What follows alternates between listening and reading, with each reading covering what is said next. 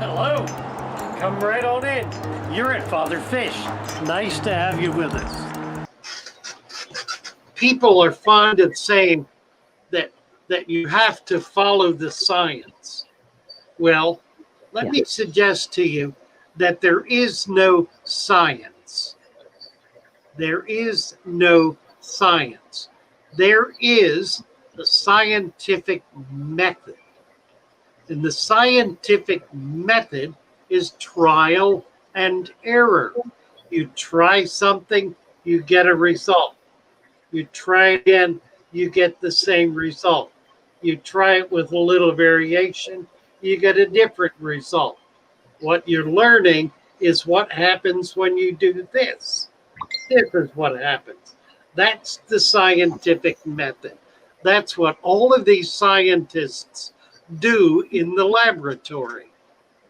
They don't build up a body of truth. They build up a body of experiences of A follows B if A is whatever it is, then B occurs. So it's a method. It's a methodology. It's a way of learning how to do things, but it is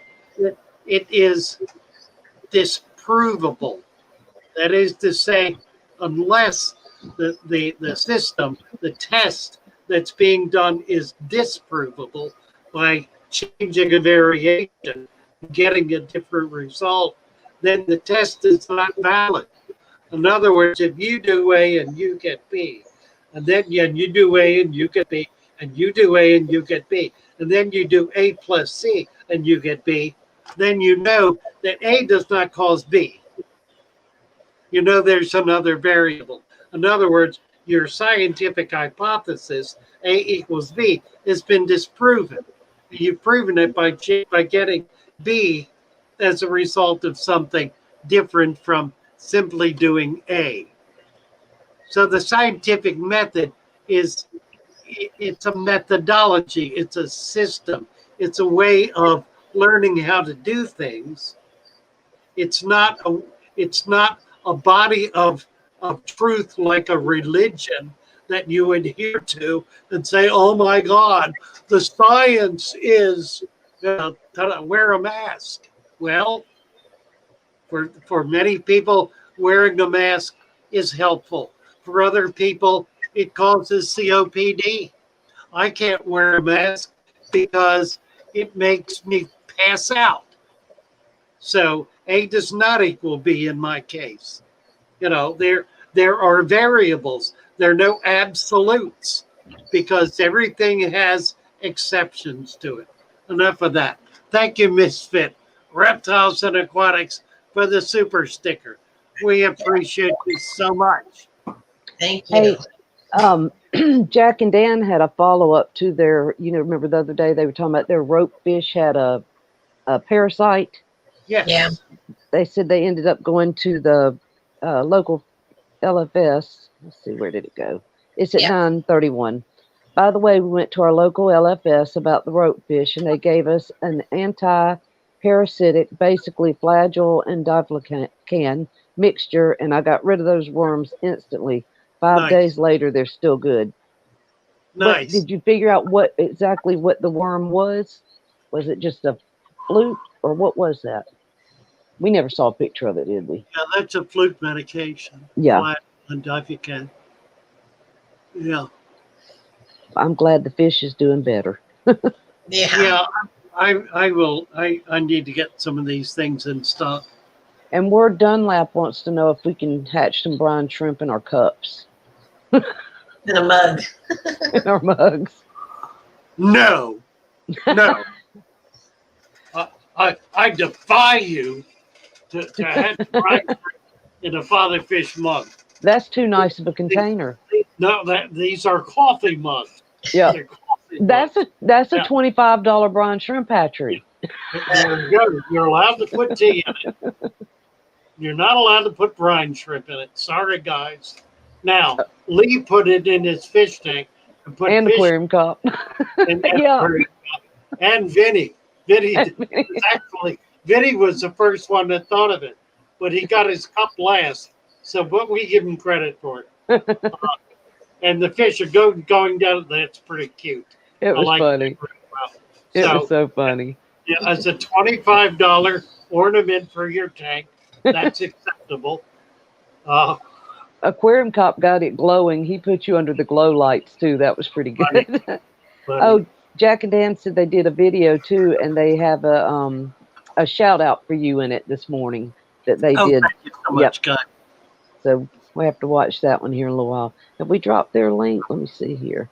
Hey, Aquafunk and Zyphorus, they've come in. Sharpie, the real learning comes when you try to and start to understand the whys and wherefores.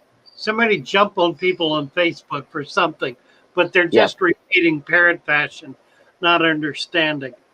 Yeah, you know, that is so vital.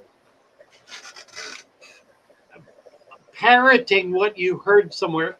You know, I deal with this every single day, and I deal with it personally. And I try as hard as I can to separate out in my mind what someone has said that I've read or heard from what I have actually done and discovered for myself. And I try to stick to the latter and not the former. I try not to simply parrot what I've heard someone else say. Now, there are times when I do it, I don't catch myself at it, and it just gets out there. And, you know, I hope 90% of the time it's true. But I'm sure there are times when it's not. I'm sure you can go back, and I don't dread this, but I wonder about it because I know I've said things that are not true. Occasionally, Chevy Fish will call me on it. She's pretty good. Or Amanda Fox. What is her? Precious Tranquility. Thank you, Precious Tranquility. I was trying to unmute. Yeah, she calls me on stuff. Do not be afraid to do that. I prefer to be called on things, particularly when I've said something kind of off the cuff that I haven't really given serious consideration to. And sometimes I'll do that. I try not to do it, but I do it. It just gets away from me. And the older I get and the foggier I get, probably the more I do it. So if you hear me say something you disagree with, say, hey, Father Fish, I disagree with that. And I will be happy to engage you. And the ladies know to look for that and to find that and to throw that in front of me to make me stumble over it. You can play. Well, I hope you found something you've never seen before. Have a great day. Nice to have you with us. Come on back.